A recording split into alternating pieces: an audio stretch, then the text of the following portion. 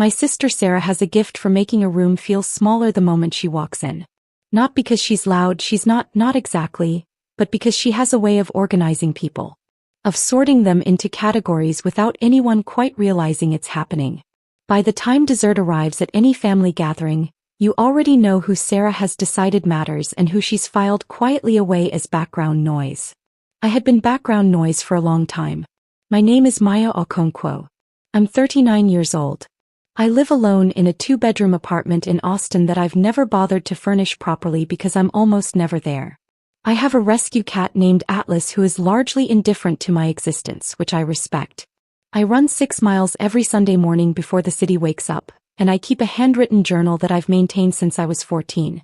Not because I think my thoughts are important, but because writing is how I figure out what I actually believe. These are things my family does not know about me. What they know: I work in finance. I live modestly. I drive a 5-year-old Volvo. I show up to family dinners with decent wine and leave early. I don't have a husband or children, which my mother has decided is a tragedy I'm still processing. I am, in the taxonomy Sarah established somewhere around the time she launched Meridian Tech, the sister who didn't quite figure it out. What they don't know could restructure everything they think they understand about our family. Growing up, Sarah and I were not enemies. That's important to understand. We were, for most of our childhood, genuinely close. Sharing a room until I was 12, staying up too late talking about what we were going to do with our lives. Both of us convinced that we were going to be extraordinary in ways we couldn't yet name. Our parents, Dad, a former engineer turned small business owner, Mom, a high school art teacher, raised us to be ambitious. To work hard. To not expect anyone to hand us anything. The shift happened gradually, the way most important shifts do. Sarah went to Wharton on a partial scholarship and came back transformed. Not badly, she was sharper, more focused, genuinely impressive. She had a plan. She had contacts. She had the particular confidence of someone who had been told repeatedly by credentialed people that they were exceptional. I watched the transformation with something that wasn't quite envy. It was more like recognition. She had found her arena. Mine came later. More quietly. I went to UT Austin for undergrad, studied mathematics with a finance minor, graduated without ceremony. Took a job at a mid-sized investment firm in Chicago that no one had heard of. Spent 4 years learning how institutional money actually moves. Not the textbook version, not the Wharton case study version, but the real version. The version where relationships and timing and patience matter more than any model. Then I moved to a private equity firm in Austin. Then at 31 I began making my own moves. I was methodical about it. I've always been methodical. My first significant investment was $200,000. My entire savings at the time, placed into a supply chain logistics startup that was 3 people and a pitch deck. It became worth $4.1 million 18 months later when a larger firm acquired it. I reinvested everything. Then again. And again. I was not lucky.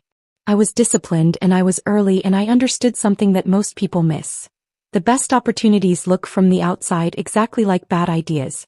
By the time I was 35, I managed a private portfolio of $47 million. By 37 it was $180 million.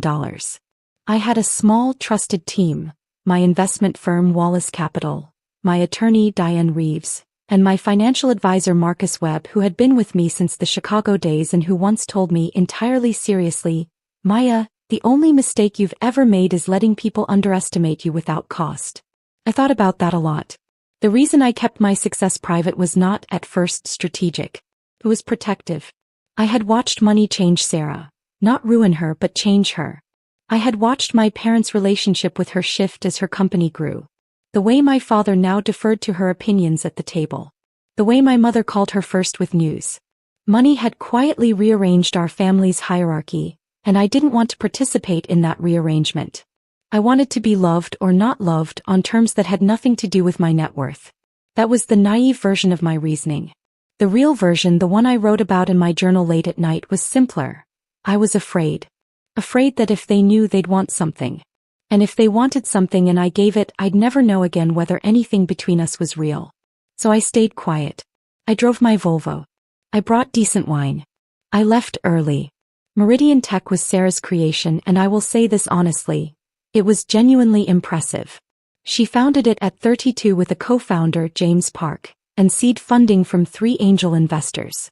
The company built enterprise software for mid-market manufacturing firms. Not glamorous, not the kind of thing that lands on the covers of consumer tech magazines, but deeply useful and enormously profitable once it scaled. By year 3, Meridian had $40 million in annual recurring revenue and a reputation in the B2B space that companies twice its size would envy. I had been watching it for 2 years before I made my move.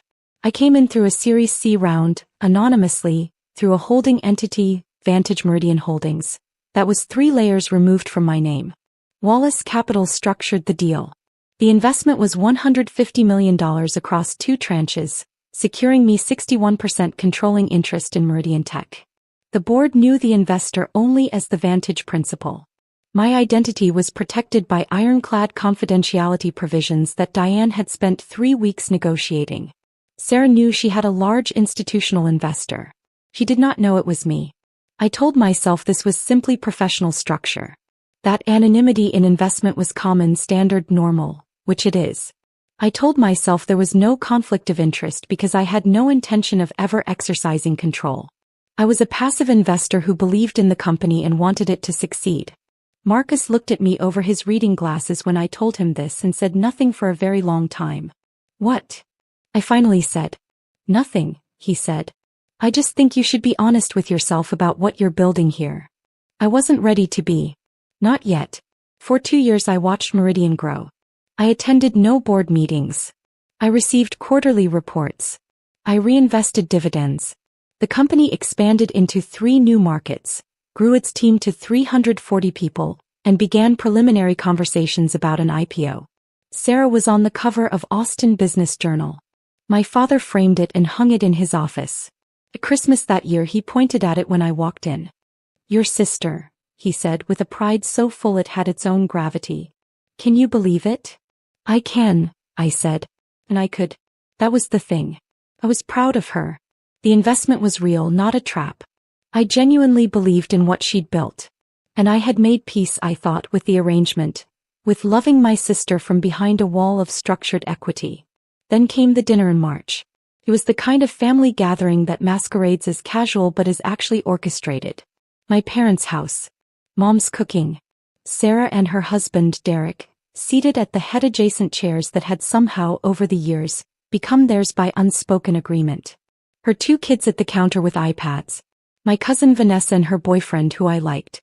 Uncle Robert who I tolerated. Me with a bottle of Burlo that nobody commented on. The conversation moved the way it always did.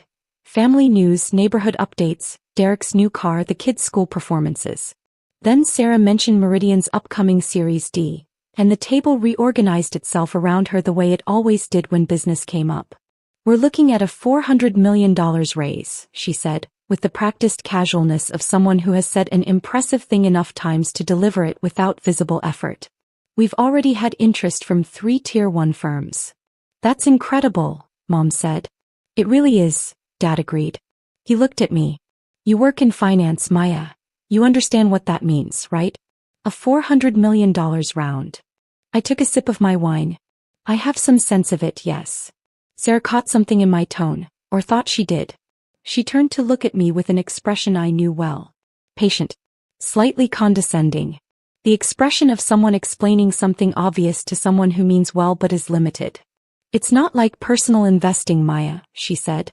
"It's not ETFs and index funds. Institutional rounds at this level. It's a different world." "Sure," I said. "I keep meaning to sit down with you sometime," she continued, "and explain some of the basics. It might help you professionally. You're still at Wallace, right? The fund. Still there. They're a good small firm," she said, nodding the way you nod about a thing that's fine but not impressive. "Anyway, the point is Meridian is at a stage now where—" "You know what I think?" Derek said, refilling his own glass. He said this as the warm-up to a joke. "I think Maya is secretly a billionaire and she just hasn't told anyone." Everyone laughed. Including me. "Oh, definitely," Vanessa said. "The Volvo is just a decoy." "It's a very convincing one," Uncle Robert offered. Sarah smiled. "Not unkindly, that's the thing I want to be precise about. She didn't intend cruelty. She intended, I think, something more like affectionate authority. Big sister putting the world in order. Stop playing pretend entrepreneur, she said lightly, waving her hand in my direction. Your little side project, the angel investing thing, it's sweet. It's really not the same as building something real. No, I agreed. Real business has employees. Overhead. Risk. It's not passive income plays. She said this last part with the barest edge of dismissal. The kind that doesn't show up if you're not looking for it. I'm not criticizing. I just want you to have realistic expectations about what you're doing versus what this is. Dad smirked. He actually smirked. She still thinks she's a CO, he said quietly to Derek, and Derek laughed. I looked at my father. I'd been looking at him differently for about 2 years, ever since I'd understood something I'd been slow to name, that his pride in Sarah wasn't just pride in Sarah. It was relief. Relief that someone in the family had performed unambiguously, publicly, in ways that were legible and impressive to the world. And his gentle, consistent dismissal of me wasn't cruelty either. It was something almost sadder than cruelty. It was inattention born from a story he'd already decided was finished. Understood, I said. I had 2 more glasses of wine, helped clear the table, said goodbye warmly to everyone, drove home, fed Atlas, and sat at my kitchen table for a long time. Then I opened my laptop and wrote one email. Marcus, Monday morning first thing. I need to discuss the Vantage position in Meridian. I think it's time. He replied in 4 minutes, which told me he'd been waiting. I'll have coffee ready. Monday morning I arrived at Wallace Capital at 7:45 a.m. Marcus had the files already spread across the conference table. The Vantage Meridian Holdings documentation. The shareholder agreement. The board notification protocols. Diane joined by video call from her office in Houston, already in her reading glasses, already 3 steps ahead. Walk me through what you want, Marcus said. I want to trigger the board notification clause, I said. Full disclosure. Identity reveal. And I want to formally request an emergency board meeting. That'll shock them, Diane said. Yes. Sarah will be in that meeting. I know. There was a pause. Marcus looked at me the way he had 2 years ago. That long, considering silence. Maya, he said carefully. I want to make sure we're doing this for the right reasons. I'm not sure my reasons are entirely right, I said. But I'm doing it. He nodded once. That was enough. The formal notification went out Monday at 9:15 a.m., a letter from Wallace Capital on behalf of Vantage Meridian Holdings, addressed to Meridian Tech's board of directors, disclosing the identity of the Vantage principal and requesting an emergency board convening within 48 hours. By 11:30 a.m., Meridian's outside counsel had called Diane. By noon, Sarah's assistant had called me, my actual phone number which she apparently had, asking if I was available for a call with Sarah, regarding a business matter. I said I was unavailable until Wednesday. I spent Tuesday finishing a report for another portfolio company, running my 6 miles and having dinner with my friend Priya, who knew everything and said only, "How do you feel?" when I told her it was done. Like I've started something I can't stop, I said. That's honest, she said. I'm not sure it's the same as good. She reached over and squeezed my hand. No. But you've been carrying this for 2 years. At some point, the weight of the secret becomes its own kind of lie. I didn't sleep well that night. I lay in the dark with Atlas settled on my feet and thought about Sarah at 22 staying up late, talking about what we were going to be. I thought about how genuinely I had admired her. How much of my investment in Meridian, underneath all the professional analysis, all the cold capital logic, had simply been a way of staying close to something she'd built. A way of saying, I believe in you even if you've stopped seeing me. That was the thing I hadn't told Marcus. That was the thing I hadn't fully told myself. I wasn't doing this from power. I was doing it from grief. The emergency board meeting was Wednesday at 2 p.m., in Meridian's downtown Austin offices. I arrived with Diane. I wore a charcoal blazer over a white silk blouse and my grandmother's pearl earrings, and I want to be clear that I thought about this choice very deliberately. Not armor. Not performance. Just myself fully. The version of me that existed outside my family's story about me. The boardroom was on the 14th floor, glass walls, city skyline, late afternoon light coming in at a low angle. 7 board members. Sarah at the head of the table, flanked by James Park and Meridian Sivo, A woman named Brianna Cole who I'd read everything about and who was, by every measure, excellent. Sarah's face when I walked in was something I will carry for a long time. It wasn't anger, not at first. It was pure confusion. The look of someone encountering a reality that doesn't yet have a category. She started to say my name and then stopped. She looked at Diane. She looked back at me. The board chair, a man named Gerald Watkins whom I'd reviewed extensively and respected, stood and extended his hand. Ms. Okonkwo.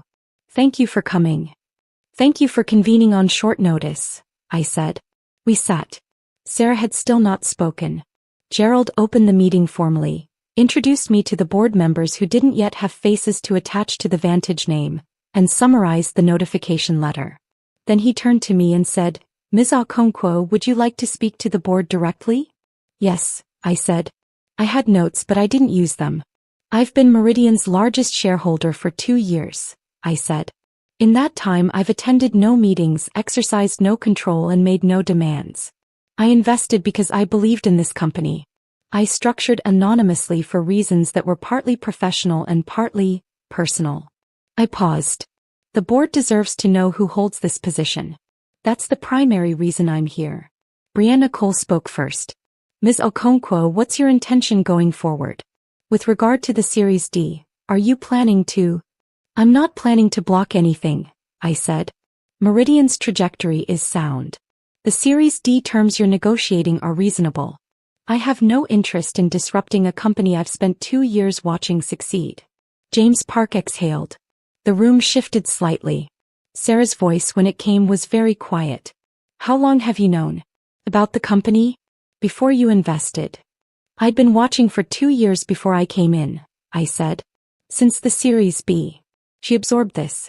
The $150 million. That was all yours? Through the holding entity, yes. Maya. She said my name with something I couldn't immediately name. Not anger. Something more layered. You own 61% of my company. I do. And you sat at dinner 3 days ago and let me. She stopped. She pressed her lips together. She looked at the table for a long moment and I watched something move across her face. I don't know if the other board members could see it. I could because I'd been watching her face my entire life. She was ashamed. Not of being outmaneuvered. Of the specific words she'd said. Of pretend entrepreneur.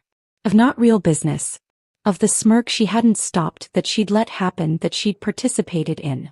I wasn't hiding from you, I said, and I meant it to be gentle, but I also meant it to be clear. I was investing in something I believed in. The structure was professional, not personal. But yes. I sat at that dinner and I heard what you said and I've heard versions of it for years and I think it was time for this to stop. The room was very quiet. I'm not here to take anything from you, I continued. This isn't a hostile move. Meridian is yours. You built it. The operational vision is yours. What I'm here to do is exist, actually exist, in your understanding of who I am. Gerald Watkins cleared his throat gently. I think it would be appropriate to give the family members some time. No, Sarah said. No, we can finish the meeting. We should finish the meeting. She looked at me with an expression that was professional and controlled and behind which I could see something was cracking open. I'd like to schedule a separate conversation. Of course, I said. We finished the meeting. It took 40 minutes. Brianna Cole was extraordinary. She pivoted immediately to the practical implications for the Series D, asked precise questions about my participation intentions, and by the end had turned what could have been chaos into a workable path forward. I liked her very much. As the room cleared, James Park stopped beside my chair. For what it's worth, he said quietly, I always felt the company had a guardian angel. He paused. I just didn't know she was family. He left before I could respond. Sarah called me that evening. I almost didn't answer. I sat with my phone in my hand for 4 full rings, watching Atlas watch me from the counter, and then I picked up. I don't know how to start this, she said. You don't have to start it perfectly. A long silence. Then, I've been thinking about what I said. At dinner. And I've been saying versions of that for years, haven't I? It wasn't quite a question. Yes, I said. Another silence. Why didn't you tell me about any of it? This was the question I'd been asking myself for 2 years, and I answered it as honestly as I could. Because I didn't know if you'd be proud of me or if you'd just want something. And I couldn't stand not knowing. She was quiet for a long time. That's, Maya. That's a terrible thing to believe about your sister. I know, I said. I'm not sure it's wrong. I heard her breath catch. And I felt, sitting in my quiet apartment, the particular loneliness of a truth delivered after it's been held too long. Not relief exactly. Something closer to the feeling after a fever breaks. The absence of something that had been present so long you'd stopped noticing its weight. We talked for another hour. We didn't resolve anything. We didn't hug and forgive and become the sisters from our childhood. She cried at one point quietly and I didn't, and I noticed that. I noticed that I had done my crying privately, over 2 years of Sunday mornings and journal pages. And by the time this conversation arrived, the well had already been drawn down to something steadier and quieter than tears. At the end she said, I'm going to need time. I know, I said. I'm not going anywhere. And I meant that. I meant it completely and with full knowledge of how complicated it was. I was not going anywhere. I was, in fact, right here, had been right here the entire time, watching her company grow, believing in something she built, loving her from behind a wall I'd built to protect myself from the possibility that she wouldn't love me back the same way. That wall had a name. I'd been writing around it in my journal for years without ever writing it directly. The name was, I'm afraid I've never mattered to you the way you've mattered to me. I still didn't know if that was true. I knew the conversation had started. I knew some things couldn't be unknotted quickly or perhaps ever. I knew that what I'd done on Monday morning had been partly professional and partly strategic and partly, at its root, a 40-year-old woman's need to be seen by her family as real. In the weeks that followed, several things happened. The Meridian board disclosed my involvement to their Series D prospects as required. And 3 of the 4 interested firms responded positively. One partner from Sequoia told Gerald Watkins privately that having a controlling shareholder with my track record actually made Meridian a more attractive investment. The Series D closed at $380 million, slightly under target but on excellent terms. My father called me 2 weeks after the board meeting. It was a Sunday morning. I was 5 miles into my run when the phone buzzed on my wrist. I stopped running. I stood on a quiet trail with the city waking up around me and answered. Maya, he said. He sounded older than I expected. He sounded like a man who had done some accounting. I want to talk to you. Okay, Dad. I think I owe you an apology. For a lot of Sundays. I looked at the trail ahead of me. At the morning light coming through the trees. At the city, quiet and enormous and full of things I'd built in rooms he'd never seen. Yeah, I said. You do. He didn't protest that. He just said, okay.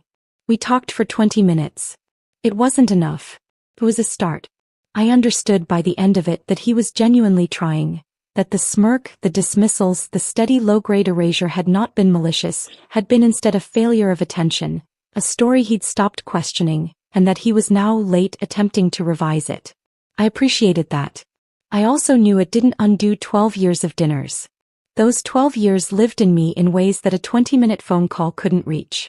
I finished my run. My mother sent flowers to my apartment. A large arrangement.